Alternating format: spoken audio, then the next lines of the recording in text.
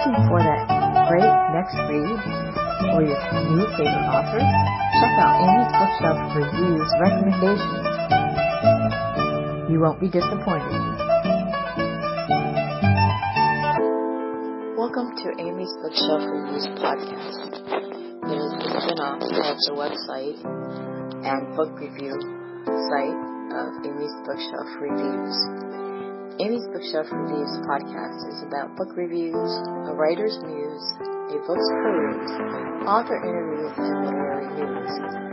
Welcome to the new year, where new things may happen with this. I hope you all enjoy, and thank you for listening. Good evening, listeners. I'm Amy Shannon, and welcome to Amy's Bookshelf Reviews podcast. Today we are joined by an author. Please introduce yourself and let the audience know how they can connect with you. My name is Karl Trautman, and I have a website, karltrautman.com. It's KarlTrautman.com, and that has my that has a lot of links to my books, some of my past writings as well, and I actually did some podcasts years ago as well, some of those as well. So that's a way to actually kind of just dovetail into what I've been doing. I have published fiction books and also nonfiction books, and again podcasts, and I was a newspaper columnist as well. So it's really type of just a way to get to know some of the things that I've created in the past. And as for email, you can reach me at karltrautman@yahoo.com. It's pretty straightforward if you'd like to get in touch with me. So that's a little bit of introduction to myself. Well, thank you. So you've mentioned you've written fiction and nonfiction. And so which book are you going to talk about today? Well, I'd like to talk about my fiction series. I have a 4-book fiction series. It's called the Montford Schmidt series. And it is basically... That's how you pronounce it. Yeah, Montford Schmidt. I was thinking Manford. He's called Manny. So yeah. Okay, all right. Thank you. Sure. They're a very German name. So, it's basically a 4-book series which chronicles someone's life basically from the age of about 15 to about the age of about 32. And the book basically is kind of they're structured. The 4 books are structured into time periods where they follow periods of times in the character's life as he grows up and matures and not matures and moves around and does different things. And that's why I'd like to be talking about that 4-book series. Yeah. Oh, I love it. I love the series. So, and anyways, so what inspired you to write the first one? Well, thanks, Amy. I appreciate that question. I kept a journal most of my life for many years, and maybe 10 years ago, 15 years ago, I decided to start reading them over again, and I wanted to take some of my experiences, because the 4 books are books of fiction, but they've got elements of truth, elements of a non-truth in it, exaggeration. Mm-hmm. So I'm pretty much a person who says, if it's nonfiction, that means everything must be accurate, as best as you can remember, and anything else is fiction. So as long as it makes sense, it doesn't have to be something that happened in real life, or but if it makes sense to the story that even if it's impossible but it could happen, that's what I believe is fiction. I mean, real life is stranger than fiction, so So what inspired me is to read some of my old journals and said, you know what, this could be a story. And so I decided to reread them, and then I decided to they were actually in handwritten notes in a journal, and type them up in a word processor, and that gave me the process of trying to read about what I have done, and then craft that into into a story, and it turned it up into 4 books. Yeah, and great 4 books, I must say. Well, I appreciate that. And the process of doing it was interesting because as I remembered what I was writing in my journal and it turned that into a story, I could craft a narrative and I could really go where I wanted to. I could put things in that I really did. I could make up things that I never really did. I could exaggerate. I could omit. And it was so freeing doing that because my job is I've been a college teacher for most of my life. And it's basically you try to teach what's out there and the facts and interpretation. Right. But in fiction, you've got so much ability to narrate and to weave that it was very freeing personally for me. Yeah, I completely understand that. When I have a lot of notebooks, I write in notebooks. Now I can't read my handwriting very much, but and I just, I like the fact that I could just sit down and just write, and when I have to stop to think about it, then that's when I stop. I don't want to think about it. I just wanted to go. Like, I let the characters drive me, or just, I might be inspired by, I've written books because I had a quote in my head in my dream and I wrote it down, and then that's what started a book, this quote that had to happen in the story.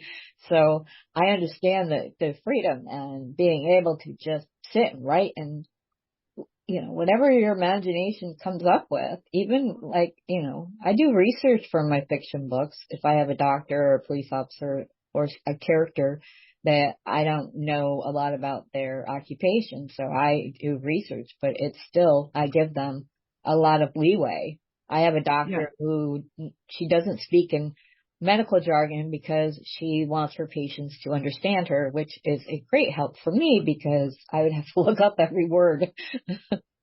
Yeah, I mean, that's a good point, Amy, because in my books, my fiction books, they go around a lot of the central things that are political developments. And with the internet, I can go back into what happened at what time, and then be able to anchor some of the things that happened in my character's life to real events. And then I do like to put it's kind of a nice anchor and a kind of a way to make the story go off in different directions, and but it structures it too, which is nice. Oh, definitely. Yeah. Have you, like you said, you were writing in journals. How long have you how long were you writing in journals? Oh, I must have started maybe I don't know, 9, 10 years old. Oh. And I haven't kept those journals, but when looking at my journals that I've kept on a regular basis, really starting when perhaps in my late teenage years, early 20s. So I'm fairly old, so it's been a long time, and I've got books of journals, and going through them is like both a wonderful treasure box and a nightmare. Depends on what I see, right? Yeah, yeah. But what's important is that I remember how I felt at that time about a particular issue, event, anything, you name it. And that brings back that time to me. And then when it brings back that time, then I can go off and let the story follow that or go off in a different direction. But it's raw material, which is just, to me, is very powerful stuff. Oh, yeah, definitely. Can you imagine if you kept your journals from when you were 10? Yeah, I don't. Yeah, that would be. I wish I something. had mine. I used to write poetry and short stories in my teenage years, but when I was younger, I would actually, my mom, she couldn't get me to shut up because she called me her little storyteller, because I would just make up stories since I could talk. And then once I could write, I would write them down to only have that, and I try to put myself in that 4-year-old's shoes and driving her mom up the wall because she has a new version of the Three Bears. Yeah. But No, when I go back and read them, it's like I'm right there. The words come alive to me because obviously I wrote them, yeah. and then that really helps my writing. And And so it's a great, to me, it's great, kind of raw materials for which to start. And I like the handwriting too, because, as you pointed out a couple minutes ago, you don't, if you're on a word processor, there's a computer, there's so many distractions. Perhaps you can edit it, do a thesaurus, word choice. But if you sit down with a piece of paper and a pen, just whatever is in your head, let it flow out. And then later you can delete some, edit it, or, that kind of stuff. But let it first come out. So. Yeah, that's exactly what I do. I have, I've saved my notebooks, I think, for about 20 years. And, when I first started writing, I have some journals that were, I had written and was able to save. But sometimes things just get lost, but, but I understand, like, you get to that point, and when a reader reads your work, you can feel what is, the emotions that come off the page, whether they're, if he's upset, or he's, focused on doing something, or he feels like he's all over the place, Right. Then you can actually feel that. Plus, I have this, whenever I read a story, I can tell how much passion the person put into writing it. And I've read millions of books, so, you kind of get a feel for that. And, the ones that I read, a lot of books that they're a lot alike. I mean, different characters, different situations, but, the ending is around the same, and so, I'm not. I've also found it very useful to working with an editor, because I've had a couple editors, and they, when they read a first draft, they do have fresh eyes and say, okay, I don't understand this, or where does this go? And it allows me to, make things clearer, or see connections that I didn't see. So, editors can be, if you get a good one, they can really help you out with, with stories. Yeah, I can understand that. I have done editing work for several authors, and, I ask them, okay, what do you want me to look for if there's something specific? Because I do content editing, not just, copy editing, right? Yeah, I don't, just that. And,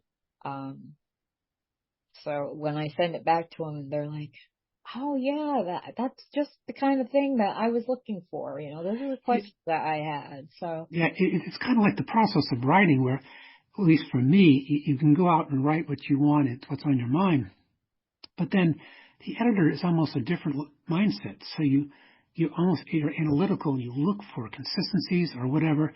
It's a different type of focus, and so it's a different way of doing it. And I do some editing myself before, like I just actually finished a book of short stories, but for my 4 fiction books, I took them into an editor, and they came back, and just the process of them finding things that I didn't see, is just it really helps my writing, which is good. Yeah, and I think that authors think that they have to have, or they can't afford a professional editor. Mine, I do on a sliding scale, because I know that authors, they can't always afford the high prices. So that's one of the things that I do. But one thing I found myself been able to do is, it's not my favorite thing, to be honest with you, Amy, but is, after my editors have looked at my books and made suggestions and all this, before I send it to them again, I think, okay, this is some of the things that I could work on. So I edit my own work, sometimes again and again, and it becomes better. And I can only do it for a little while, because it's, you're having to delete whole paragraphs. Like, wow, this is really well crafted paragraph, in my opinion. But you know what? You said the same thing basically 2 paragraphs ago. So you just cut it out, right? Yeah, exactly. And one thing that I do when I'm doing self-editing, or even editing for someone else, is that I read it aloud, Yeah. and reading it aloud especially helps with dialogue to see how it sounds, Yeah. and makes That's good. sense. Because not everybody doesn't talk in contraction. I mean, most people do not talk without contractions or, various types of words and phrases. Yeah. And then I have the computer read it to me so I can sit back and listen to every single word. And I find that, reading it out loud and listening to it, it forces you to listen or see every single word. I mean, sometimes if you're reading it, your eyes might gloss over it because you already know, Right. To go to the next one. thing. So Exactly right. you don't always pick up stuff. And then I also make sure that, if it's going to be, in a paperback book, I print it out and read it that way. If it's going to be on a Kindle, I will create a file and send it to my Kindle to see how it reads. Yeah. Smart. And a book that I actually listened to maybe 10 years ago, I'm not sure. I live in Maine, so, one of the best writers, I think, and, famous writer, very great writer, Stephen King from Maine. He wrote a book called On Writing, and I listened to that, and it really helped me a lot. And things that stick in my mind are two things that he wrote in the book. He says, write what you know and tell the truth. And I keep going back to those two things. Now, it doesn't mean I write all that I know, and it doesn't mean I tell the full truth, but the essential truth of that statement to me, if you just go back to write what you know and tell the truth, then you could really have a powerful, I think, an anchor towards producing something that could be a good story. Oh, definitely. One of the things I kind of say the same thing to new writers. And actually, I've put all my experience and advice in a book I just recently published to help writers. But I always tell them, write what you know, but then write what you want to know. So Yeah, that way you do research and you're learning something, and then you can use that in your book and you've learned something. good. Yeah, I agree with that. I agree with that. So yeah, my fourth in the Manfred Schmidt series is, again, it's starts off actually in 1974 and it ends in just before 1993. So it goes through a lot of there's a lot of scenes in different parts of the books, but it does follow the character's development and also closely tracks with politics as well and political developments in the United States.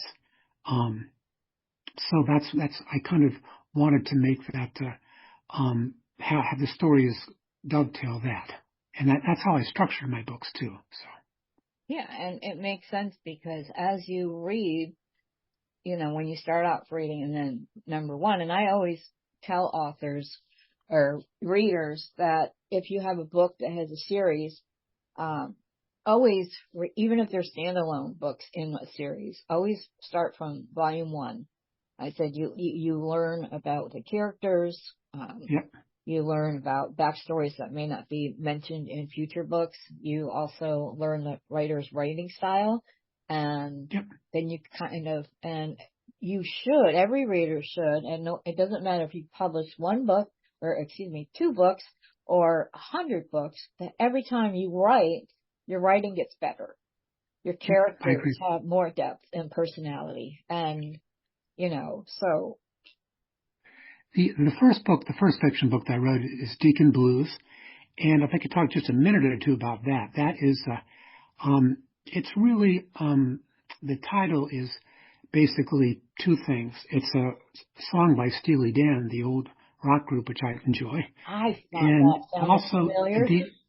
Deacon Blues. It's a pretty old song, but I think it's good. It's Steely Dan, and it's a book a lot about Jimmy Carter, the American president, Yeah. and Jimmy Carter's Secret Service name was Deacon, and so the first book takes the character, right, and starts off really in 1974, and it ends right before the election if I can remember my timeline, got 4 books think of 1980, and goes into the period of American political life and the character, Manny Schmidt, from 1974 to 1980.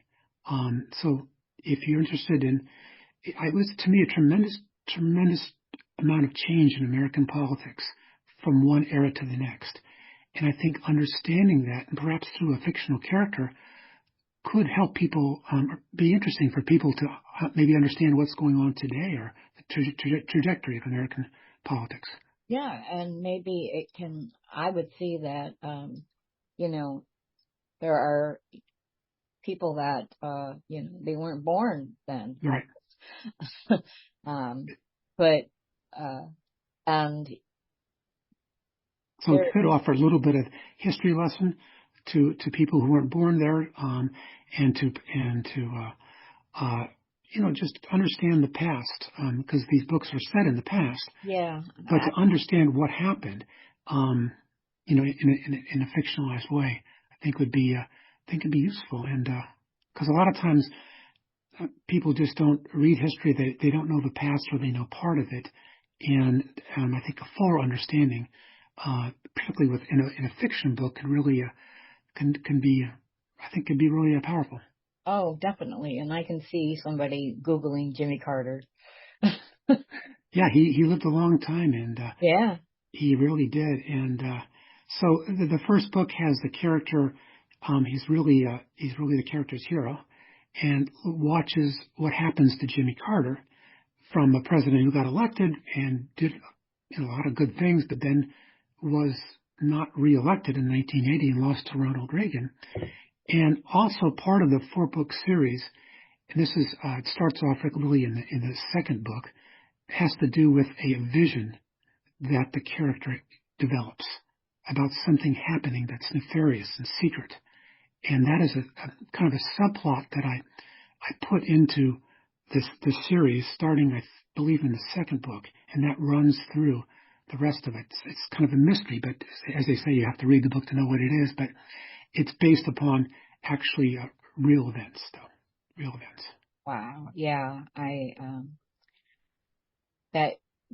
love it when authors kind of, they teach a lesson, or the reader learns something that they didn't know before, but then they didn't even realize that they just learned something, because they're so into the story.